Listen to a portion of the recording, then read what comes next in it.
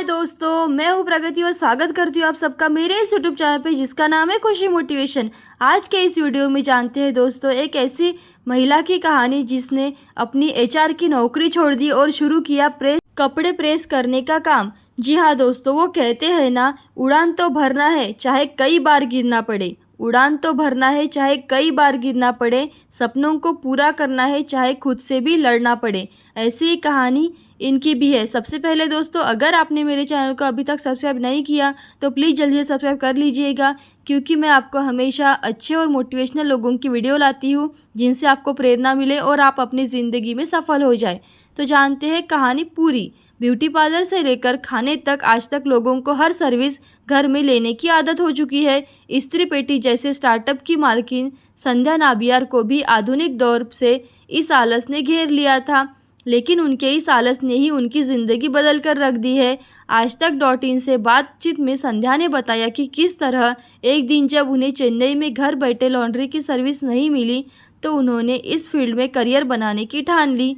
एक बड़ी मल्टीनेशनल में एचआर की नौकरी छोड़कर कैसे प्रेस करने का काम शुरू किया। आइए जानते हैं उनके पूरे संघर्ष की कहानी और उनके सफ़र की कहानी। मूल रूप से केरल की रहने वाली संध्या नाबियार की पढ़ाई लिखाई मदुरै और कोयम्बटूर से हुई। उन्होंने विजुअल कम्युनिकेशन की पढ़ाई के साथ एचआर में एमबीए किया है। संध्या बताती है कि पिछले 7 से 8 साल से वो साउथ इंडिया में नॉन मल्टीनेशनल कंपनी में एचआर यानी कि ह्यूमन रिसोर्स में काम कर रही थी। वो बताती है कि शादी की तो बहुत सारी जिम्मेदारियां आ गई थी। मेरी कोशिश यह रहती थी कि मेरी ज़िंदगी सरल ढंग से चले, मुझे हर सर्विस घर बैठे मिल जाए, शनिवार रविवार के दिन भी बाहर न जाना पड़े, या तो घर में भी ज़्यादा काम न हो या आराम कर सकूं।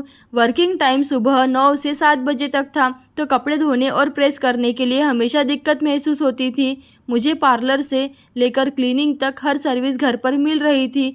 संध्या कहती है कि मैंने महसूस किया है कि सब कुछ ऑनलाइन ब्राउजिंग पर उपलब्ध हो जाता है, लेकिन लॉन्ड्री फ्रॉम होम की सर्विस नहीं मिल पाती है। कहने का तो बहुत स्मॉल प्रॉब्लम थी, लेकिन मैंने अपने जैसे वर्किंग प्रोफेशनल की चिंता को समझा। फिर इसे लेकर मार्केट रिसर्च किया और बहुत ज़्यादा विकल्प नहीं थे, जो थे भी तो वो मध्यम वर्गीय परिवारों की पहुंच में नहीं थे। उनके पति तमिल टीवी इंडस्ट्री में काम करते हैं। वो बताती है कि मैंने अपने पति से इस आइडिया के बारे में डिस्कस किया तो उन्हें बहुत पसंद आया, लेकिन जब बैठकर विचार किया तो सामने ये चुनौती थी कि बिजनेस मेल डोमिनेटिंग है। इस क्षेत्र में पुरुषों का दबदबा है। एक महिला होने के नाते मेरे सामने कई सारी चुनौतियां थी, फिर भी उन्होंने हार नहीं मानी और करने का फैसला किया। बस इसी आइडिया के साथ इस्त्री पेटी की नींव पड़ी। तमिल में इस्त्री पेटी का अर्थ एक तो लोहे का प्रेस होता है। संध्या कहती है कि मैंने इस्त्री पेटी की शुरुआत अपनी बचत के 2 लाख रुपए से की। 2 कर्मचारियों को रखकर मैंने ये कारोबार शुरू किया, लेकिन मुझे नहीं पता था कि इस राह में इतनी सारी मुश्किलें आने वाली है। वो अपना अनुभव बताती है कि जब मैंने इस आइडिया को लेकर मार्केट में उतरी तो बहुत सारे लोगों को बहुत हेय दृष्टि से देखने लगे। वो कहते थे कि अरे, आप ये आयरिंग इस्त्री का काम करने वाले हो। मैं कहती थी हाँ, मैंने ये काम शुरू किया है। वो कहते थे अच्छा खासा एचआर का काम करती थी, ऐसा आइडिया कहाँ से आ गया। हर किसी की ज़ुबान पर यही होता था, अरे क्यों इस बिजनेस में आ गई। सामने कुछ लोग साथ भी देते थे, लेकिन पीठ पीछे उन्हें उल्टा सीधा कहते थे और कुछ भी बोलते थे। कुछ लोगों ने तो यहाँ तक कहा कि ये सब छोड़ो और हमारा काम ज्वाइन कर लो। जैसे लोग चाहते ही नहीं थे कि वो किसी तरह सफल हो जाए, और वो चाहते थे कि वो हर तरह से फेल हो जाए।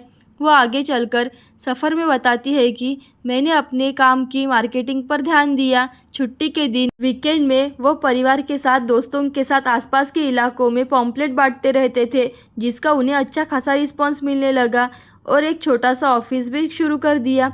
और उन्हें एक एंजल इन्वेस्टर मिला जिसने 4.5 लाख रुपए लगाए। जैसा कि उन्होंने अपने हाथ से ही डिज़ाइन करके अपना ऑफिस तैयार कर लिया और बड़े 5 स्टार होटलों को टारगेट किया। इस्त्री पेटी एक B2B यानी कि बिजनेस टू बिजनेस और B2C यानी बिजनेस टू कंज्यूमर दोनों तरह क्लाइंट को सर्विस देता है। इस्त्री पेटी चेन्नई में स्थित है। ये स्टार्टअप कपड़ों को घर, ऑफिस या ग्राहकों की सुविधा के हिसाब से कहीं भी लाता है और समय पर आपकी बताई हुई जगह पर डिलीवर करता है। संध्या कहती है कि मैंने प्रेस करने का काम शुरू किया था, लेकिन लोगों की डिमांड के बाद हमने ग्राहकों के घर से गंदे कपड़े लेकर सुगंधित, कड़क और सजाकर अच्छी पैकिंग में उन्हें वापस लौटा देते हैं। उनके चार्ज भी 200 रुपये प्रति 3 किलो है। वो बताती है कि 5 स्टार होटलों से भी उन्हें अच्छा रिस्पांस नहीं मिल रहा था, लेकिन फिर उन्होंने ओयो के मैनेजर से मुलाकात की। उनसे हमने कुछ प्रॉपर्टी होटल करने का काम मांगा। उन्होंने शुरुआत में 11 कमरों में कस्टमर की दी, जो अब बढ़कर पूरे शहर में ओयो की सर्विस देने पर पहुंच चुका है। अब कंपास के ज़रिए फोर्ड और शेल जैसी मल्टीनेशनल कंपनियों का भी काम मिल गया है। संध्या कहती है कि कुल 2 लाख से शुरू किया गया उनका ये स्टार्टअप आज 10 लाख रुपए प्रति माह पहुंच चुका है। कहती है कि आज उनके पास एम्प्लॉय की संख्या 25 से ज़्यादा है, जिनसे कि साल में 2 करोड़ तक की पहुंचने की उम्मीद है। ऐसी अच्छी और मोटिवेशनल वीडियो देखते रहेंगे। खुशी मोटिवेशन को लाइक शेयर सब्सक्राइब जरूर कीजिएगा। Thank you so much.